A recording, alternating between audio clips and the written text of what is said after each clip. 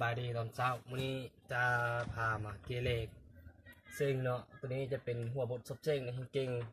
คันแขวงบุรีคำไซจะเป็นหัวบทซบเจ้งเก่งนาวโชคเห็น2017ซึ่งคนนี้เป็นคอนซี่เพราะว่าจงเกะระบบสมปุนที่ว่ามีเอสกำลังซ่องลบวายกำลังซ่องเท่ากับ1และเอสคูณวายบวกเอสกำลังซ่องเท่ากับ2แล้วเขาจะมาเกเลยนะแต่ว่าก่อนที่ว่าเขาจะมาเกนี่เขาต้องสังเกตเบิ่งจะส่งสมผลนี้ตัวนี้เขาหมายเป็นสมผล1แล้วตัวนี้เขาจะหมายเป็นสมผลตัวที่2แล้วตัวนี้ถ้าว่าเขาจะคูณ2สมผลที่2นี้มันจะบอหมดไปจะยังเหลือเอส y แล้วก็ลบ y กำลัง2บวกเอส y มันจะบอหมดแล้วเขาบอสามารถเกได้หรือว่าเขาจะคูณ x y สมผลนี้เขาก็จะบอสามารถคำนวณได้คือกันนี้เขาสังเกตง่ายๆคือจากสมผลที่2นี้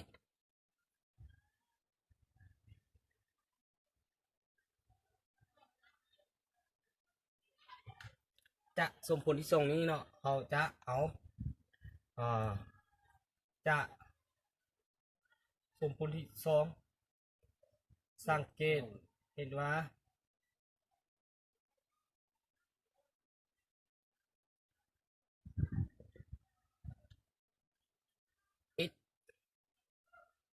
คูณy บวกx กำลัง2เท่ากับ2ซึ่งว่าสมผลที่2นี้ x คูณ y บวกx กำลัง2เท่ากับ2ทีนี้2นี้เขาสังเกตดูว่า2นี้คูณ1ก็เท่ากับ2แล้วในนี้เขาไปเบิ่งจะสมผลที่1จะสมผลเขามี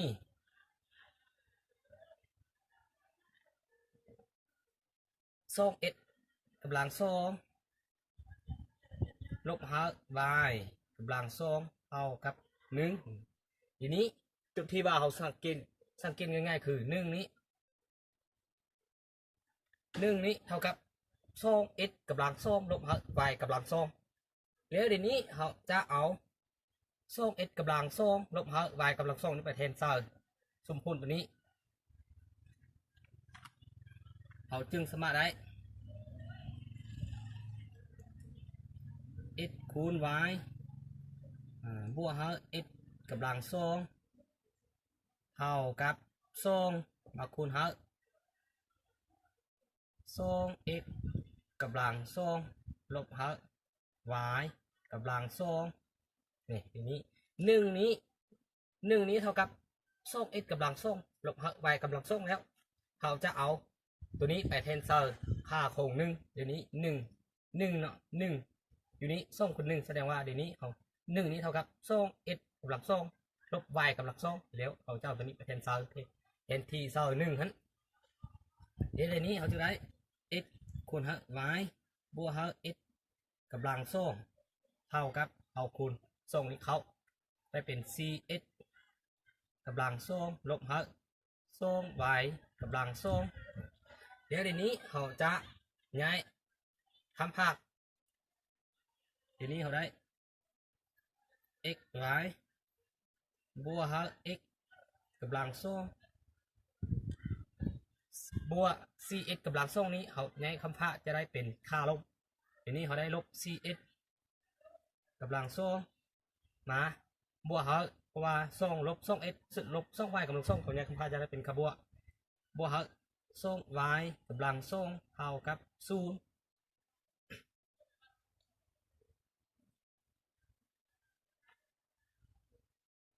แล้วในนี้เขาสังเกตบึง x y กับ x กำลัง2ลบcx กำลัง2บวก2y กำลัง2ตัวที่คือกันคือ x แล้วเขาจะเอาบวก x ลบcx กำลัง2จะได้ยังเหลือเต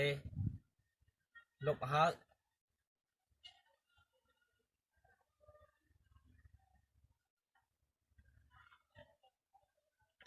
3 x กำลังสองแล้วมาบวกเฮา x y มาบวกเฮาส่ง y กำลังสอง เท่ากับศูนย์แล้วเดี๋ยวนี้จุดที่ว่าเขาจะสังเกตได้เนาะก็คือลบสาม x กำลังสองบวกเฮา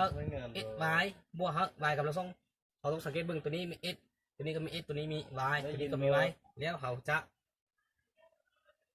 เฮ็ดได้ต่อแต่ว่าตัวนี้ติดค่าลบเดี๋ยวนี้เขาอยากให้มันติดเป็นค่าบวกแล้วเขาจะคูณลบเขา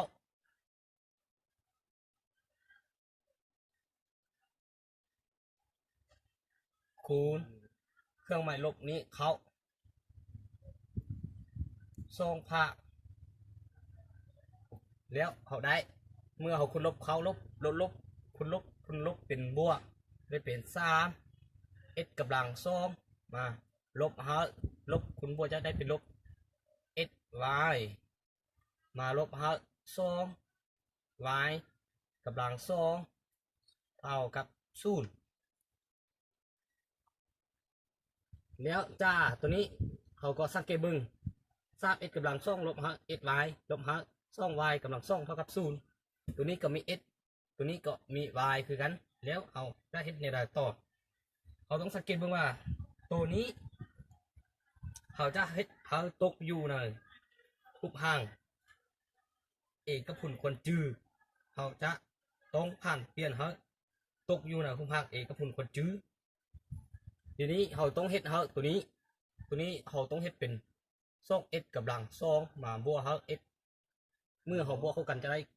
3 x กำลัง2ลบเขา x y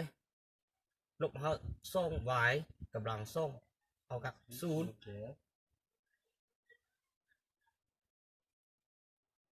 เดี๋ยวนี้เขาสังเกตเบิ่งตัวเลขที่ว่ามีกำลังส่งเขาต้องเอามาอยู่ทำกันคือส่ง x กำลังส่งลบเฮาส่ง y กำลังส่งบวกเฮา x ลบเฮา x y เท่ากับศูนย์เดี๋ยวนี้เขาต้องผ่านเขาตกอยู่ในภูมิภาคเอกพุ่นควรจื้อหรือว่าเขาจะเน่ออกเป็นส่วนคูณตัวนี้เขาได้ตัวนี้ก็มีซ่องตัวนี้ก็มีซ่องเขาต้องเน่ซ่องออกเป็นส่วนคูณได้ซ่อง x กำลังซ่องลบเฮา y กำลังซ่องแล้วมาบวกเฮาสังเกตเบิ่งตัวนี้ก็มี x ตัวนี้ก็มี x เขาจะเน่ x ออกเป็นส่วนคูณคือเอา x นี้ออกเป็นส่วนคูณจะได้มี1ลบเฮา y เท่ากับศูนย์เดี๋ยวนี้ตัวนี้มันตกอยู่ในภูมิภาคเอกพูลคนจื้อ a กำลังสองลบเฮา b กำลังสองแล้วเดี๋ยวนี้ a เท่ากับ x เลขกับ b เท่ากับ y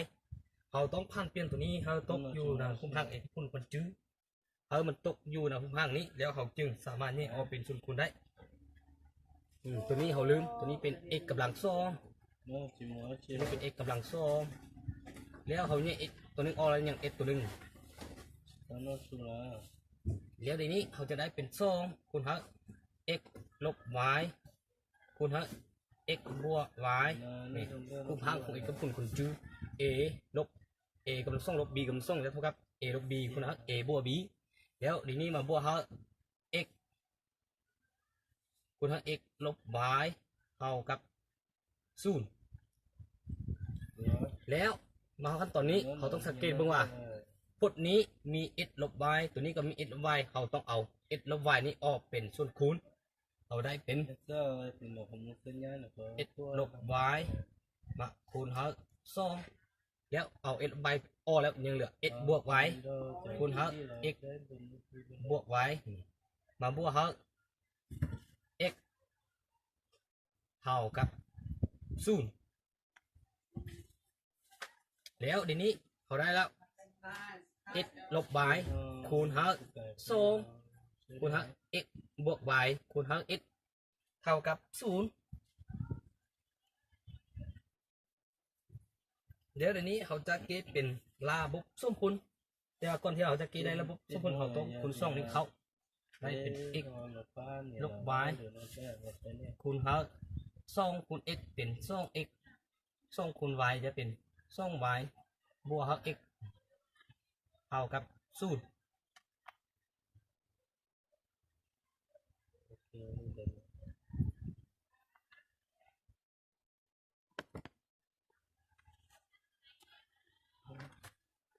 เดี๋ยวนี้เอาได้ตัวนี้เอาส่ง x บวก x เป็น 3x เอาได้เป็น x ลบเฮา y คูณเฮา 3x เพราะว่าเขาเอาส่ง x นี้บวก x นี้เป็น 3x บวกเฮาส่ง y เท่ากับ0แล้วเดี๋ยวนี้เขาจะมาเกะเป็นระบบสุ่มพุ่นคือ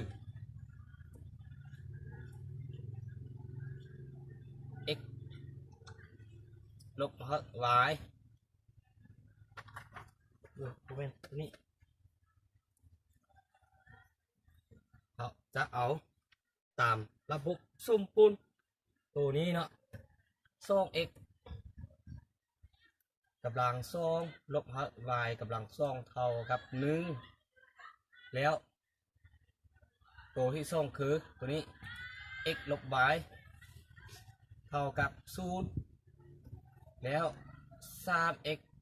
บวกส่ง y เท่ากับ0เราจะมาเกะตามระบบสุ่มพุ่นตัวนี้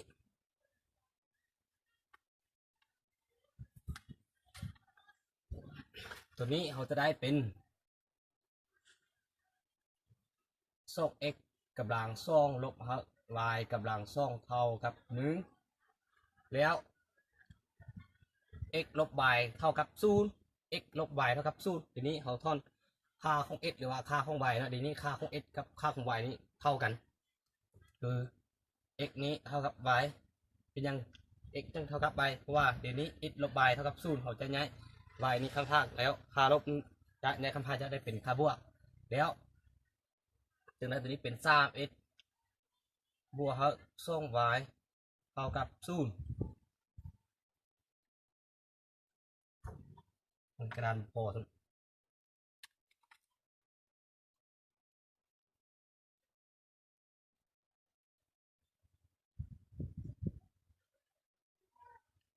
แล้วจากตัวนี้เราจะมาเกะอยู่ในส่งเงินไขคือเงินไขที่เราต้องมาเกะตัวนี้ส่ง x กำลังส่งลบ y กำลังส่งลบเท่ากับ1ของ x เท่ากับ y เงินไขตัวที่1เลยตัวนี้จะเป็นเงินไขตัวที่1ว่า x เท่ากับ y แล้วคือมาเกะต่อเงินไขตัวที่2 3x ลบ2 y เท่ากับ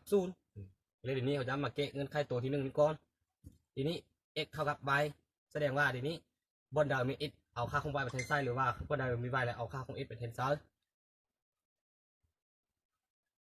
เอาได้เป็น2ตัวอย่างว่าทีนี้เขาเอา y เท่ากับ x เนาะ2 x กำลัง2ลบy เท่ากับ x กำลัง2เท่ากับ1ของ y ของ x เท่ากับ y แล้วจะสมผลตัวนี้เขาไม่เป็นสมผลที่3แล้วจะสมผลที่3นี้เอาไร2x กำลัง2ลบx กำลัง2เท่ากับ1และในนี้ตัวนี้จะยังเหลือ2x กำลัง2ลบx กำลัง2จะยังเหลือ x กำลัง2เท่ากับ1แล้วเขาจะทอนเอา x นี้เท่ากับบวกลบ1เมื่อว่า x นี้เท่ากับ1แล้วไปเทนเซอร์สุ่มพุ่นตัวที่3นี้เทนเซอร์สุ่มพุ่นที่3ได้เอา x เท่ากับ1เทนเซอร์2คูณ1กำลัง2แล้วมาลบเทนเซอร์เป็นเทนเซอร์สุ่มพุ่นที่1ตัวนี้นะเทนเซอร์สุ่มพุ่นที่1เพราะว่าสุ่มที่1เขาแล้วส่ง x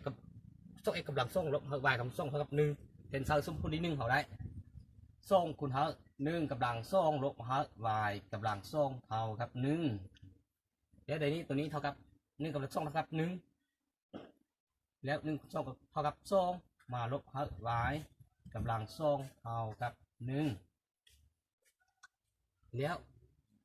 2นี้มาลบ1เท่ากับ y กำลัง2แล้ว2ลบ1ยังเหลือ1มา1นี้เท่ากับ y กำลัง2เอาท่อน y เท่ากับบวกลบ1เรียนในนี้เขาได้แล้วจากพุ่นที่ว่า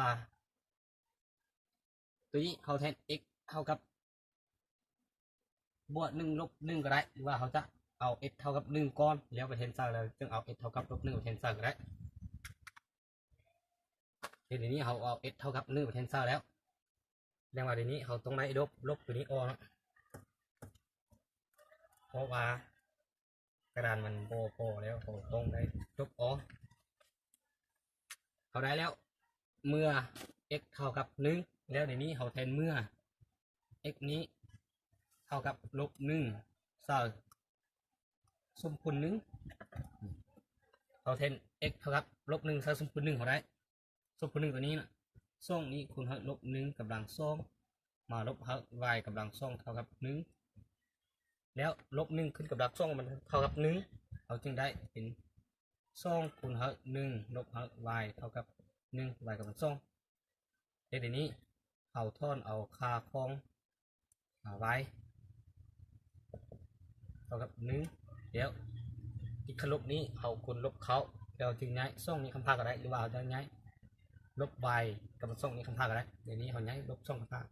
2ลบ1เท่ากับ y กำลัง2แสดงว่าเดี๋ยวนี้เขาได้1เท่ากับ y กำลัง2เอาท่อนเอา y เท่ากับบวกลบ1เมื่อว่า x นี้เท่ากับ1 y ก็มีค่าเท่ากับบวกลบ1เมื่อว่า x นี้เท่ากับลบ1 y ก็มีค่าเท่ากับบวกลบ1เดี๋ยวนี้เงื่อนไขต่อไปคือตัวนี้เนาะx กำลัง2ลบy กำลัง2เท่ากับ1เลยก็3x บวก2y เท่ากับ0เขาจะมาแก้ต่อตัวนี้ว่าจากพุ่นที่ว่าตอบสนองตามระบบสุ่มพุ่นตัวนี้เป็นค่าได้เนาะ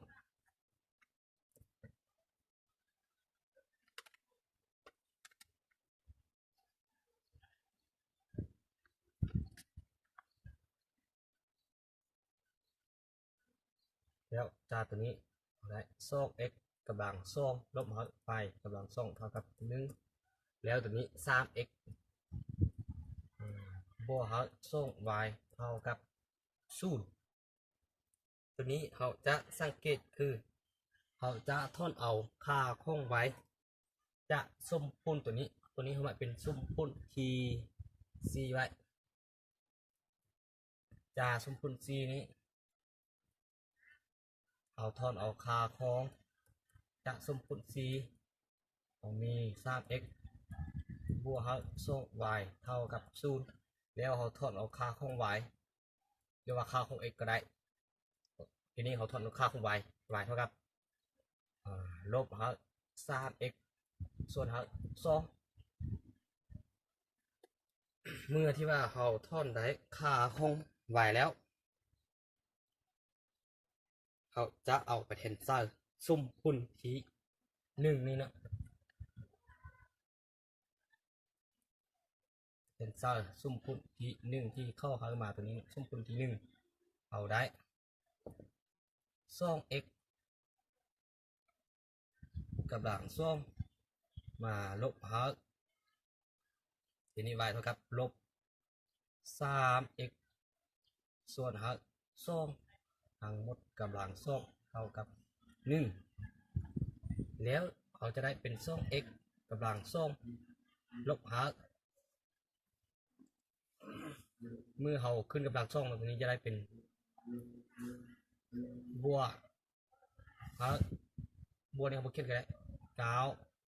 9x กำลังส่วน4เท่ากับ1เดี๋ยวนี้เขาจะคูณ4นี้เขาจะขึ้นผู้ร่วมคือเอา4นี้ vàคูณหารส่ง x กำลังส่งลบหาร 9x กำลังส่งเท่ากับ4เรียนในนี้4ส่อง8 x กำลังส่งลบหาร 9x กำลังส่งแต่ยังเหลือ x กำลังส่ง8x กำลังส่งลบหาร 9x กำลังส่งเท่ากับ4เรียนในนี้8x กำลังส่งลบหาร 9x กำลังส่งเท่ากับ4เอาได้เป็นจะยังเหลือ x ลบ x กำลังส่งเท่ากับ4แล้วเขาทอนเอาค่าของ x กำลังส่งนี้เท่ากับลบ4เดี๋ยวระบบสมพูนเดี๋ยวนี้ x ตัวนี้ติดค่าลบแล้ว x กำลังส่งเท่ากับลบ4แสดงว่าถ้าว่าตัวนี้ติดค่าลบแล้วเขาโบสามารถเกได้เนาะแสดงว่าเดี๋ยวนี้มันจึงโบมีเจ้าพูนตัวนี้นะว่าโบเหมาะสมว่าโบมีเจ้าพูนแล้วเขามาเบิ้งตัวที่ว่าเขาโซได้คือ x x เท่ากับโบลบ1แล้วก็ y เท่ากับโบลบ1แสดงว่าเดี๋ยวนี้เขาตอบเจ้าพูนที่ว่าเขาได้คือ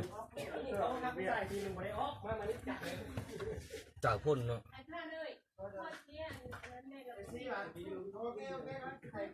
x เมื่อว่า x เท่ากับ1เมื่อว่า x เท่ากับลบ1 y ก็มีค่าเท่ากับลบ1คือกันเมื่อว่า x มีค่าเท่ากับ1 y ก็มีค่าเท่ากับ1คือกันตัวนี้จะเป็นเจ้าพูนของระบบสมพูนตัวนี้จะเป็นเจ้าพูนของระบบสมพูนที่ว่าตอบสนองตามเงื่อนไขตัวนี้เมื่อเขาเอา x เท่ากับลบ1ไปเทนเซอร์ระบบสมพูนแล้วเอา y ไป y เท่ากับลบ1เทนเซอร์ระบบสมพูนจะมีค่าเท่ากับ1คือว่าเมื่อเขาเอา x เท่ากับ1แล้วก็ y เท่ากับ1ไปเทนเซอร์สมพูนนี้มีค่าเท่ากับ1ตัวอย่างไรทีนี้เอา y เท่ากับ x เท่ากับลบ1แล้วก็ y เท่ากับลบ1เทนเซอร์เนี่ยทีนี้ x นี้เท่ากับลบ1 y นี้ลบ1เดี๋ยวทีนี้ลบ1ขึ้นกำลัง2เท่ากับ1ขึ้น2กับ2เดี๋ยวทีนี้ลบ1ขึ้นกำลัง2เท่ากับ1แล้ว1คูณลบนี้จะได้ลบ2ลบเท่า1เท่ากับ1แสดงว่าคือต้องตอบสนองตามความเป็นจริง